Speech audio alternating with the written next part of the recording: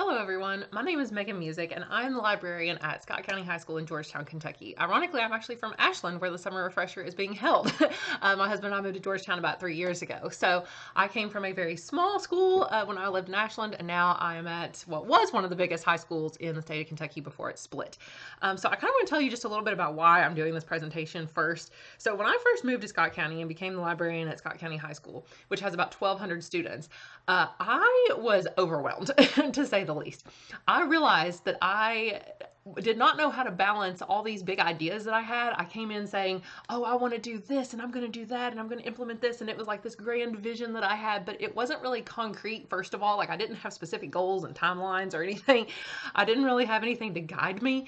And then I felt very overwhelmed with all of the random tasks that came at me throughout the day. I don't know if that happens to you or not. I'm sure it does, where I was bombarded with emails, people stopping in and asking for favors, just random stuff, phone calls. It was constant. My brain felt, I'd never had such a feeling before where my brain felt so distracted that every time I would just get started on one thing, something would interrupt me and my brain literally could not, and brains aren't supposed to do that. We can't switch from one task to another easily and quickly. So I just felt I come home at the end of the day just feeling scattered and frazzled and like I hadn't really accomplished anything. So I realized very quickly that I was going to have to figure out how to balance these big ideas with all these little things that kept popping up throughout the day. And I recently took a class on leadership from Hilda Weisberg. She is like a leader in school librarianship, and the class that she taught was the most beneficial class of PD that I've ever done in my entire life. So today I want to share with you some of Hilda's tips as well as some of her and tell you how I implemented those tips into my own library. So the first thing we'll do, well, here's the link to the presentation. As you can see, I also have a YouTube channel. I know it's cheesy, but I got to over 500 subscribers now. I mostly make like content about what I'm reading, but also stuff about the library. Okay, let's go ahead and move on. It's not letting me. Let's see. There we go. So today's session, why is this even relevant? Well, I know I put a lot of words on here, so I'm not going to read all this word for word, but basically librarians, as we know, are wearing more hats than ever with less support than ever. Just for example, at my school, Scott County High School, in the past, before it split, and it actually was the biggest high school in the state of Kentucky at one point with almost 3,000 students, they had 2 full-time librarians, a library aide, and they had a 9th grade school that was separate that had its own librarian and possibly even a library aide. I'm not sure. But think about that. There were so many, like 3 full-time librarians for, four grade levels. Well, then when the 2 older librarians retired, they combined the position into one position, but they still had that one plus one for the 9th grade school. Then when the 9th grade school combined, guess what? Down to 1 librarian for all grades 9 through 12. Then the school split, and so of course now there's me at one school and the other librarian at the other school. So technically it's sort of like still having 2 for the same number of students. But at my school, we had a full-time library aide. Then when the schools combined, they switched it to now I had a library aide that was like half-time library and half-time like technology aide. But then she wound up doing a lot of other tasks for the school, and now she's pretty much like the social media manager. She does all kinds of other stuff. Like she wears many, many hats, and she gets to help me with library stuff when she has time, but she doesn't always have time. So I feel like I have to do a lot of the work now with just me, one librarian, and I do have TAs, like seniors that are aides in the library, but obviously they can't do every task I would really need them to do. I also am the co-sponsor for the yearbook, and I'm teaching English 101, 102. I taught it a couple years ago, and I'm teaching again this year.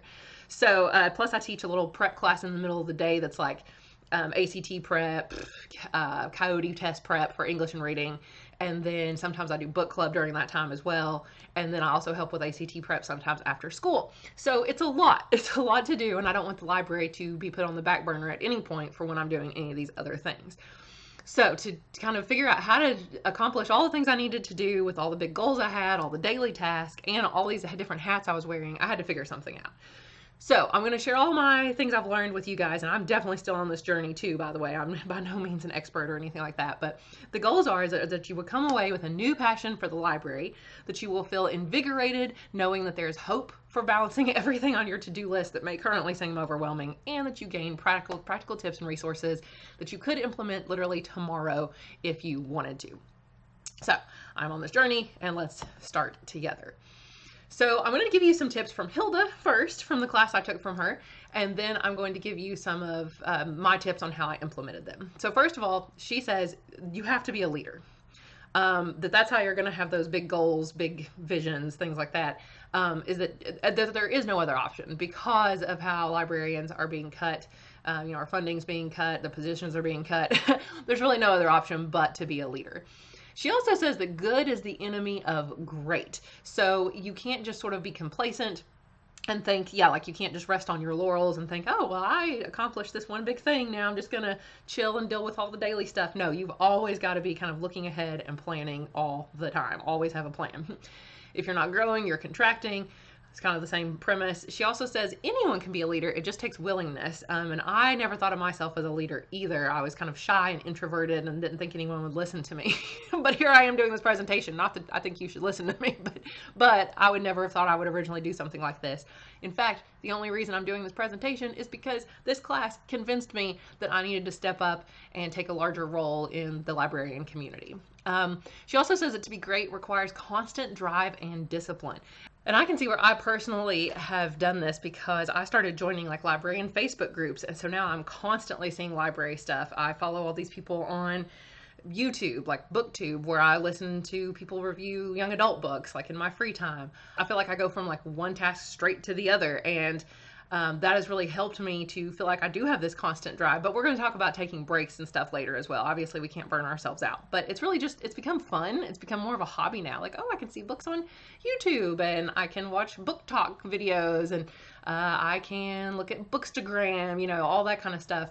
Read about what other librarians are doing in the Facebook groups I'm in. And that somehow just makes it more fun. But it's very, very constant now, I feel like. And it really does fuel my drive.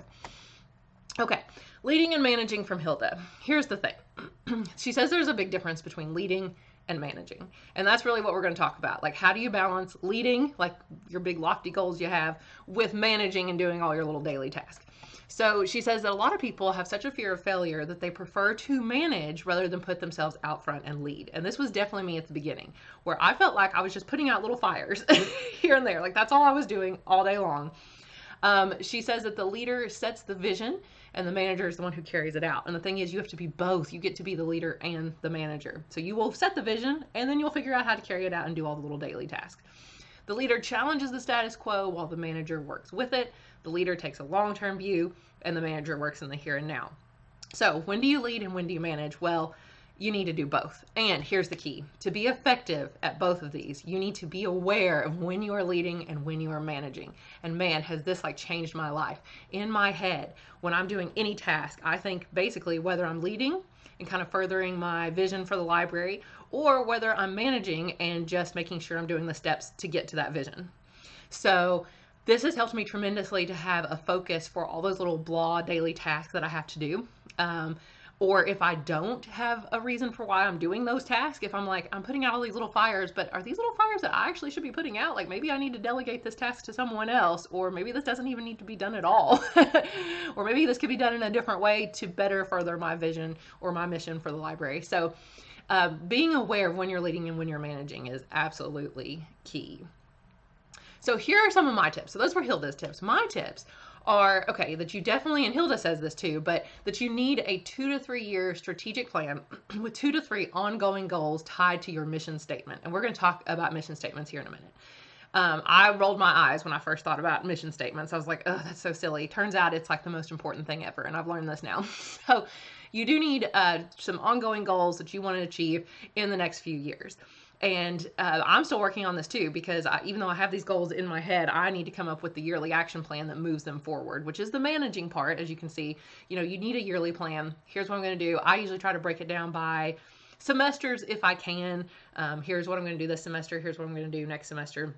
Or even by 9 weeks. But I do have to say that if I break it down by 9 weeks and I don't achieve one of my goals, if I'm like, okay, by the end of the first 9 weeks, I'll do blank. And I send little 9 weeks reports to my principal. And so I'll always say, here's what I plan on doing next 9 weeks. Well, if I don't hit that goal, then I'm like, well, 1, I feel like I failed and then I don't feel good about it. And then 2, I feel like I can't put that goal on there again, even though it's still the goal, because the principal will see, well, she just put the same goal on there, so she didn't meet it last time, and then I have to come up with another goal or two or whatever. So I would prefer not to set timelines. And I know that's probably against what most people say, that you should have a goal for your, when you're going to have each little step done throughout the year. That does not work for me, because then if I don't hit it, I feel bad. So instead, it's more of a almost not daily basis, but weekly, monthly kind of basis, where it's like, okay, I definitely can get this done by the end of this month. And I kind of set the goals as I go and not at the beginning of the year. But I at least know that for that school year, here's what I'm going to do. Another tip for my leading is to say yes and. So everything coming and going, every email I would get about, hey, do you want to be on this committee? Do you want to present at this thing? I just started typing yes. And it's only because of this leadership class that I took. I was like, you know what? I used to say I didn't have time for these type of things.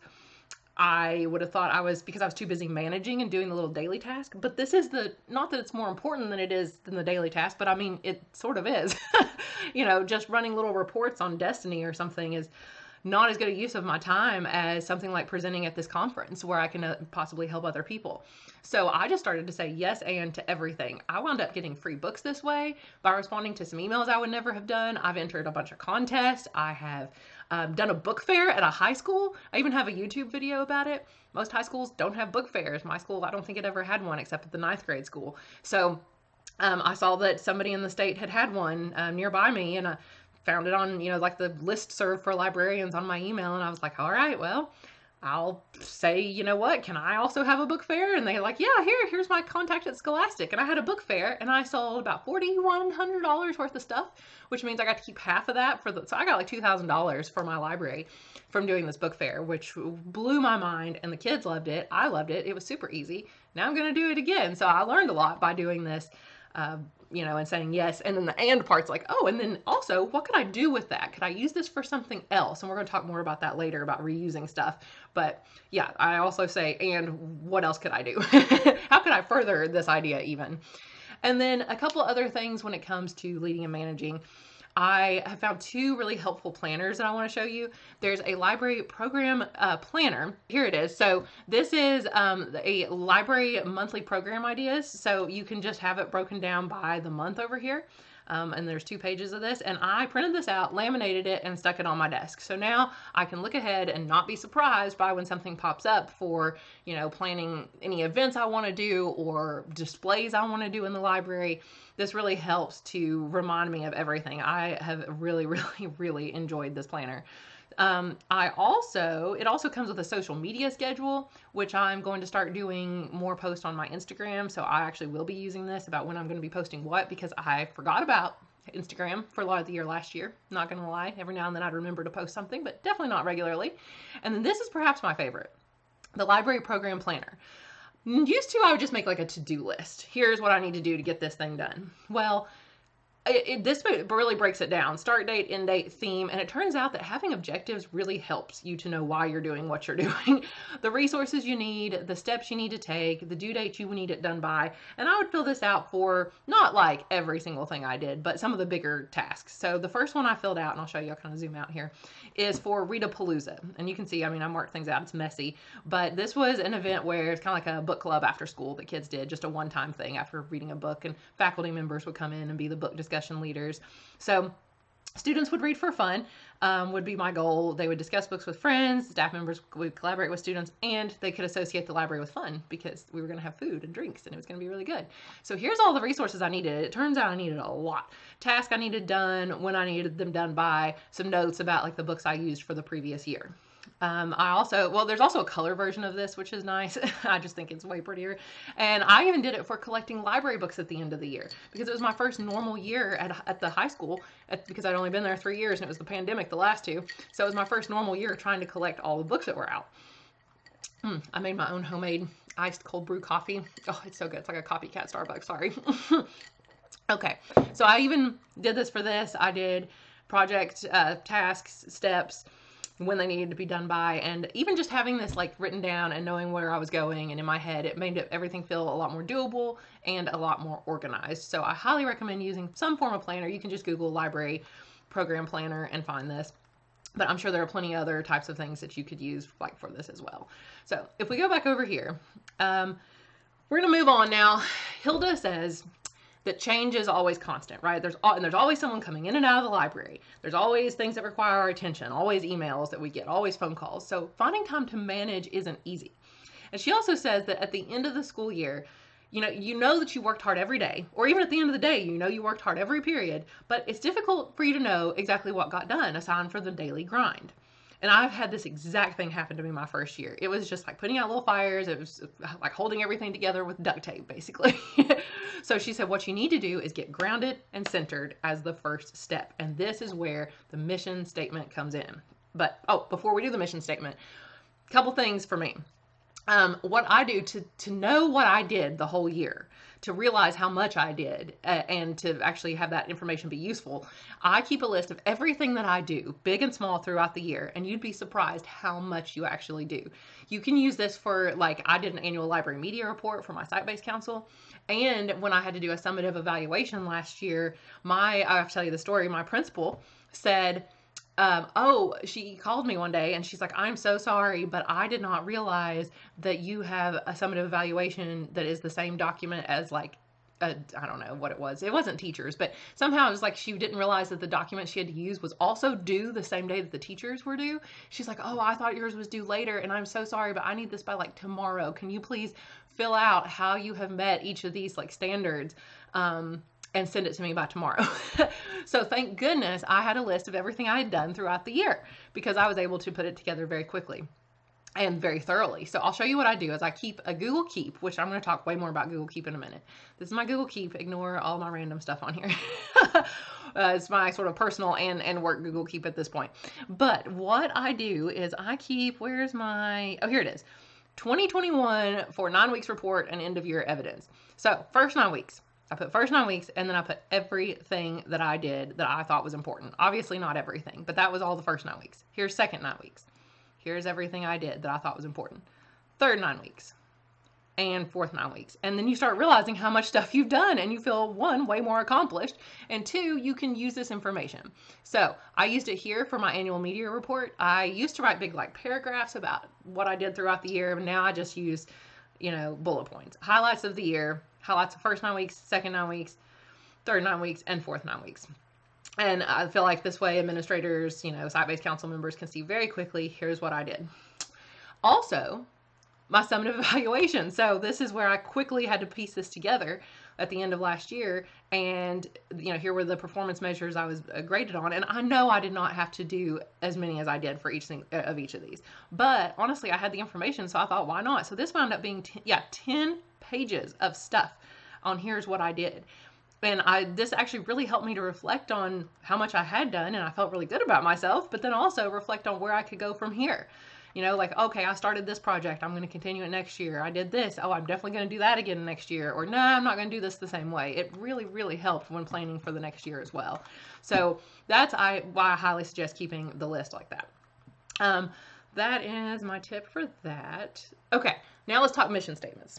So when we talk about getting grounded and knowing why you're doing everything you're doing, so Hilda says that your mission statement, it's basically kind of like your thesis statement. Like, it was like I was trying to write an essay without having a thesis statement, which I tell my students is absolutely impossible, because that's why you're writing the essay. So your mission statement is why you're doing everything you're doing.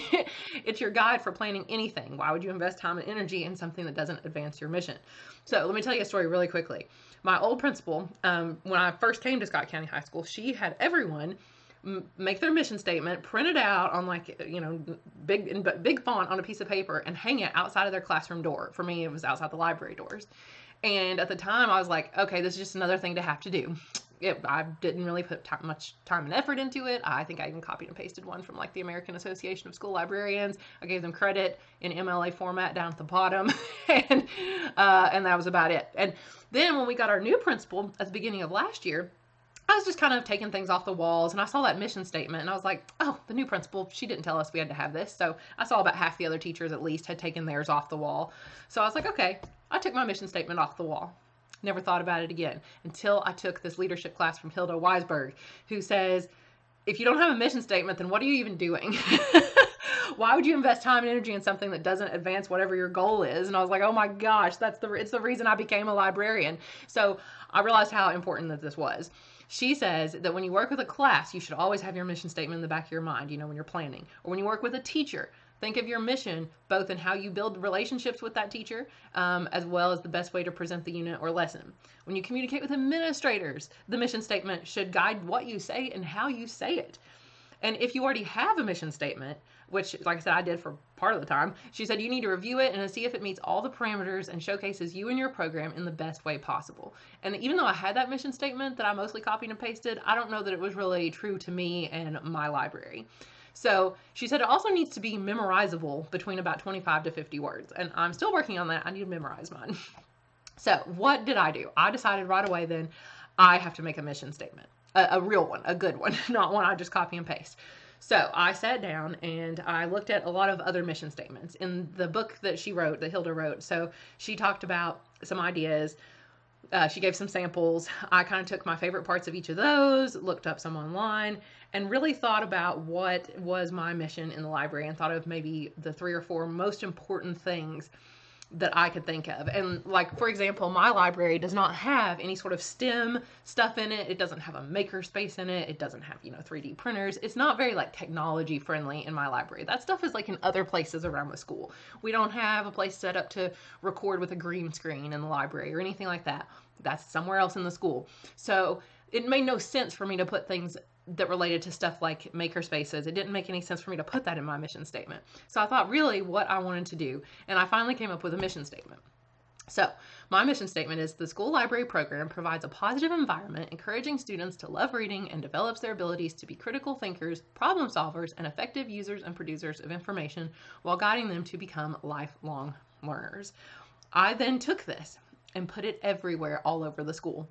So that's what she says to do next is you share your mission statement widely.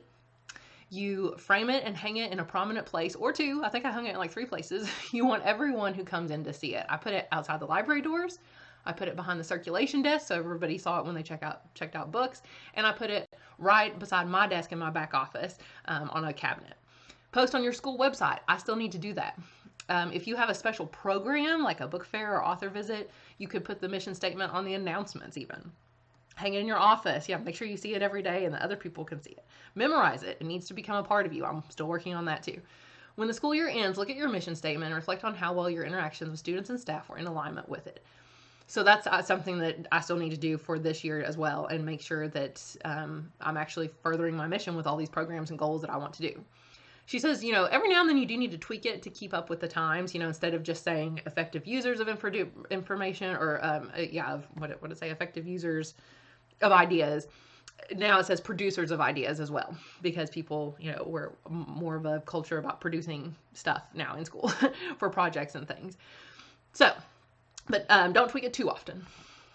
Then, even rarer than mission statements are vision statements, but when done well, they can be energizing. So basically the mission statement is what guides your daily tasks. Whereas the vision statement is what you aspire, like your big dream that might even seem unattainable. That is your vision statement. So the process needed for creating this is much more challenging. It describes how you wish to be perceived. It can and perhaps should be jaw-dropping. So to make my vision statement, I decided I did want one because honestly, I thought back to when I had job interviews for librarian jobs. And I remember that every single time that I was in a job interview and a lot of times when I wrote essays for my college classes, I would always say that the library should be the hub of the school. And I kept using the word hub. And I was like, you know what? That's my vision, right? My vision is that it's the hub of the school. And that's why I keep saying this in everything I do. So I knew that that's where I needed to start. And then I also thought about just why I really became a librarian, right? So here's what I came up with. The school library is the hub of the school where collaboration, reading for pleasure, and high quality resources help students and staff achieve their academic and personal goals. So even their personal goals, even staff, not just students. And I love this. This is what I want. Like, will this ever be achieved? I don't know, but it sure is what I'm going to work towards, basically. So then lastly, okay, well, let me go back. Let me say this. So with the vision statement, this is your overall big goal. Your leadership qualities come in here, right? You're going to lead to get to this vision, but your mission statement is like the smaller stuff you do on a daily basis that helps you achieve that vision. And that's when the managing part comes in. So I kind of lead with my vision statement, and then I manage with my mission statement. So the things I do on a daily basis, I make sure they meet the mission statement. The things I do, the big goals I have, those lofty goals, the 2 to 3 year plan, that's where the vision statement comes in. All right, next is, I decided to also do the logo. Now, I'm not going to spend much time on this, but we did a logo and a slogan as well because we wanted to brand our library. Hilda says that branding is very important. You know, when you think of a company like Nike, you see the swoosh immediately and you know the phrase, just do it. Everybody knows that. So you need a brand for your library and you need to put it on everything. So letters you send home, announcements that you put like on a big screen for students to see or whatever. You have that logo and the slogan on everything. So I actually came up with the slogan myself. I looked at other library slogans. I knew I wanted kind of a play on words, but I wanted it to somehow make sense with what our vision was and our mission.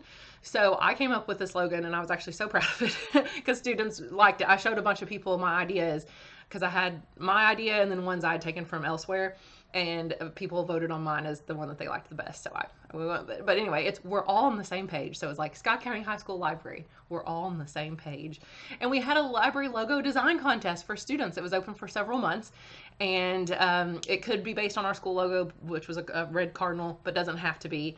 And the winner would get a $50 basket with like snacks and like school t-shirts and tumblers and things like that. So I had maybe 10 entries, something like that. Only 3 were like really serious and really good.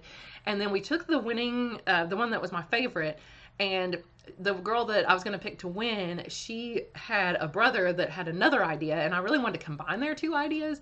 So I wound up kind of coming up with a different idea, and then my library aide, Kim, she is so good at like InDesign, like Adobe products and Photoshop and all that. So she created the logo for us with those ideas in mind so that it would be perfectly round, because she says that we should always be able to put it inside like an Instagram, picture or a profile picture on Facebook or whatever. That perfectly round logos are very helpful when you put them online on like social media. So here's what we came up with. I'll just briefly show you. We're all on the same page, SCHS Library. It's got our slogan. We can put this on everything. It's got our cardinal. It's got the book. It's got the 2 hands. I was so proud because I actually came up with the idea of using the 2 different hand colors. I was like, yes, that's a great idea. Which really even ties in with the theme about we are all on the same page. And it's got the play on words. It's everything I wanted. It's perfect. I love it so much. And now it's going to go on everything, my email signature, like anything we put out. And I'm so excited to start using it. And hopefully that will kind of brand our library, and people, I don't know, maybe it'll get people excited about it. Okay, so lastly, I know we've still got like 15 minutes left, but we need to spend time talking about time management. Now we've talked about the leading aspect and getting grounded with the mission statement and vision statement. But now when it comes down to the nitty gritty, the managing and getting all your little things done and those things that do pop up, what do you do? So here's what Hilda says. She says, if you find that you are taking care of stuff that pops up unexpectedly or fixing things you thought were taken care of, you are just wearing yourself out. And that is exactly what I did my first year. This is where your mission statement and vision statement, well, especially mission statement, grounds you. You got to know why are you doing what you are doing, basically. So another time waster is working hard, basically, without a focus. Like you said, you get to the end of the day or the end of the year and you worked really hard, but what really did you do? What did you actually accomplish? So how do you have time to do everything that you need to do and to be more personal about things? Hilda talks a lot about writing handwritten notes.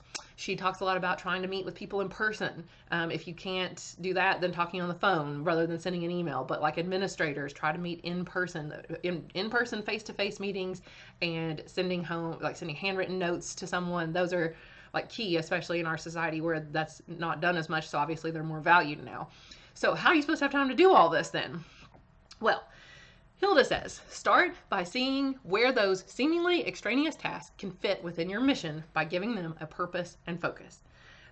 So you're still doing them, but somehow it's different when you're giving them a purpose and focus. I promise. I noticed this. It's like a change in my brain. I didn't feel like I was just going from one task to another and putting out fires anymore. If they don't fit in, consider why they are occurring and how you can reduce the number of them, whether they are an immediate priority or if they even need to get done at all. Figure out why you might be procrastinating. Step away from your computer. Possibilities, it says, will come to you when you let your mind roam. And it's so true. I noticed that if I'm always listening to like a podcast or something while I'm getting ready in the mornings, then my brain isn't able to think about anything else. But if I don't listen to anything, I think about possibilities for the day or for the school year, library related stuff that I wouldn't have done otherwise. So sometimes step away from your computer. She also says and I mentioned this earlier, going from one task to another is really hard on your brain. So giving yourself a break can be really helpful, and a little downtime between each task so that you are actually more focused on each task as you go. Okay, here's some of my time management tips. To-do list on Google Keep has been my best friend for like 3 years now. I've used this for so long. I'll show you my Google Keep list. It's not pretty, but here it is. So, I have a list of everything I would like to do soon. Oh wait, I think I can check something off. Get presentation ready and film it. That's what I'm doing right now. I'm checking it off. So here's things I need to do very soon. Here's things I'm still going to do this summer. Here's things I'm going to do relatively soon, but probably before, like towards the beginning of the school year. And here's things that I'm going to do later, once school starts. This is quite horrifying how many things are on this list. I've seen longer. In fact, I have marked off 766 completed items, as you can see, since I first started this list. So this has been super helpful, and by organizing it based on priority and time is key. So I've got my, this has to get done soon. I usually skip a line, and you can do this however you want, obviously, and I'm sure you all have something like this, but this is just what I do. And then I skip some more lines. Here's some things I also want to do really soon. Here's some things I am going to do pretty soon. And then if it's later, it's still on here, but it's just something to think about. So some of these things have been on here a long time. Like this, I swear this one has been on there. Maybe that's why it's at the bottom of the list. It's been on there for like over a year at this point. So I love using it. Then I also do daily written to-do lists because I have a lot of flexible time. And I know not all librarians do this. And if your time is very fixed, this will probably not be the best tip for you because you already have a fixed schedule. But if you have a flexible schedule at all, then for that flexible time, I set out exactly what I'm going to do each class period. So usually I do it the day before, the last period of the day, so that I can already know what I'm going to do the next day, or as soon as I get in that morning. And I literally sat down and I'm like, from 8 to 9, here's what I'm going to do.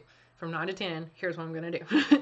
And I make sure that basically is meeting one of the goals, or hopefully multiple of the goals on this to-do list. Okay. Select a job based on how much time you have. So what I was noticing is I might have like 10 minutes to spare, let's say, before a class was going to come in. And I would be working, I would realize I only had 10 minutes, and I would just go ahead and start working on a big project.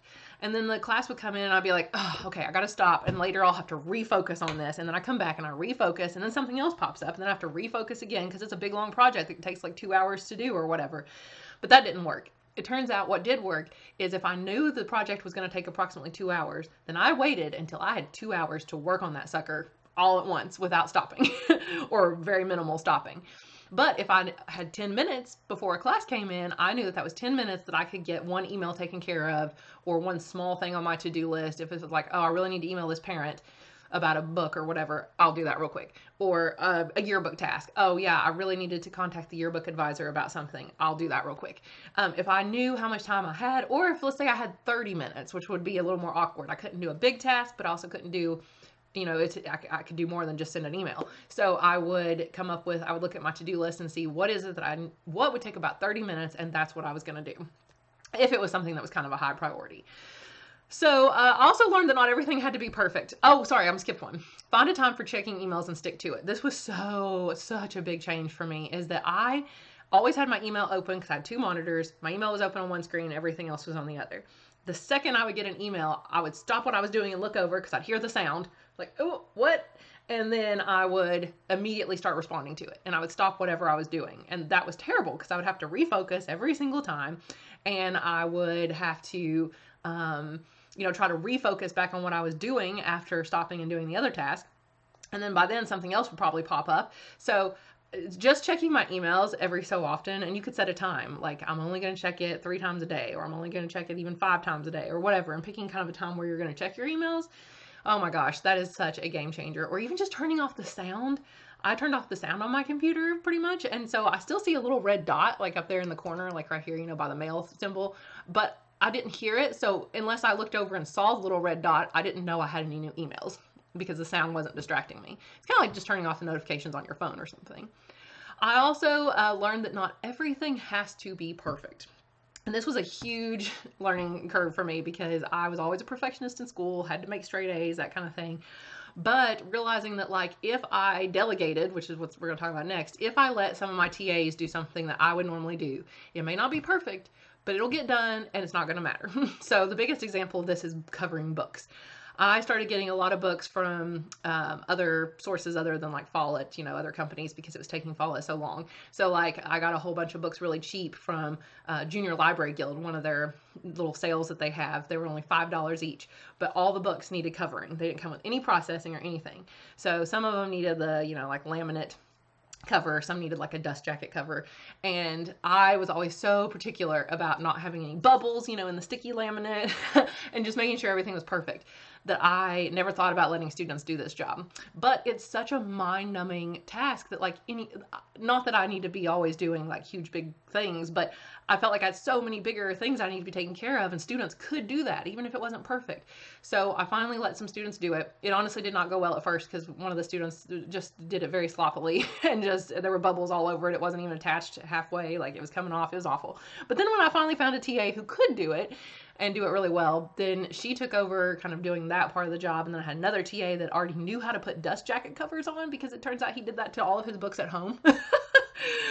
So he was already really good at it, and I just wasn't utilizing him very well, which is another technique, is figure out how you can play it to everyone's strengths.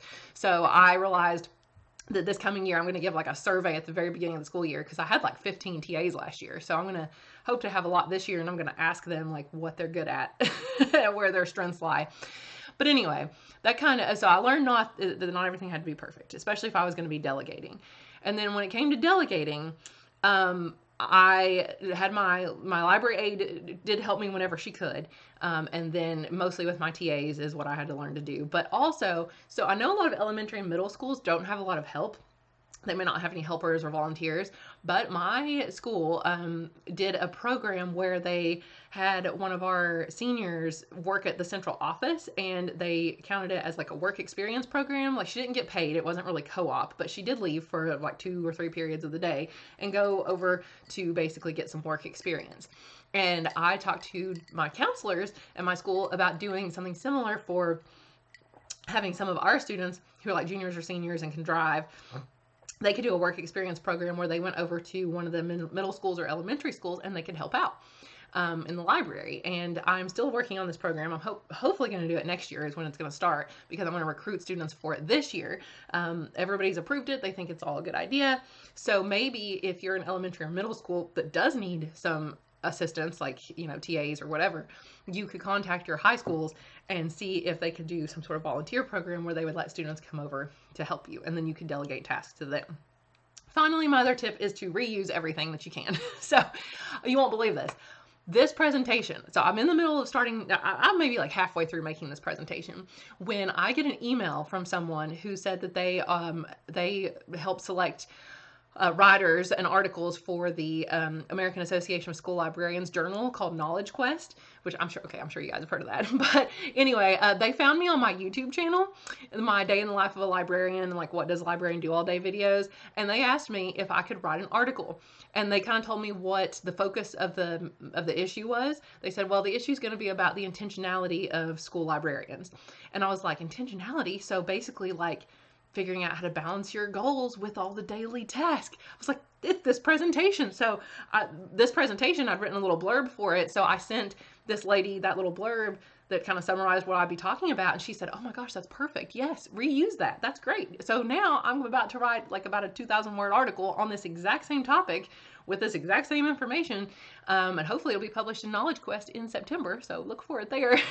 So just the fact that I'm able to reuse this stuff, like, I mean, how cool does that show like leadership? And then I can tell my principal that I, presented at the KASL Summer Refresher, and I had an article published in the National Knowledge Quest, journal. So, but they're the same thing. It's not like I'm having to do anything extra to be able to do it. So just reusing anything you can for anything else, basically.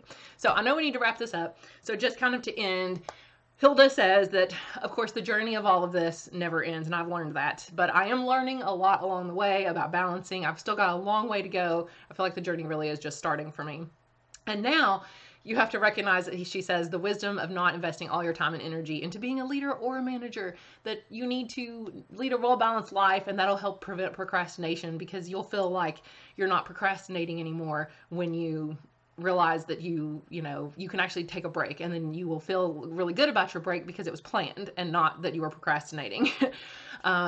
That living a balanced life, she said, is also a gift to other librarians who are watching you. You don't want them to think you have to be a workaholic to be a good librarian. You want to help create more leaders this way. She says to laugh, play, work, and lead. So hopefully this has helped you guys in some way, shape, or form. It's honestly motivated me again to go back and look at my mission statement and my vision statement and look at my goals for the next year and reflect some more on last year. And I'm so excited to do all these things. I would never have normally done this back when I first started. I didn't know what I was doing, but I feel like I've learned a lot, and hopefully you guys have too. So I really appreciate you listening and watching all of this.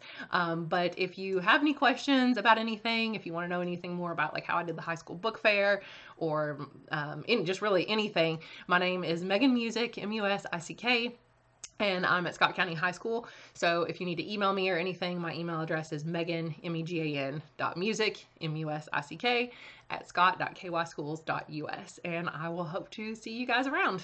Bye.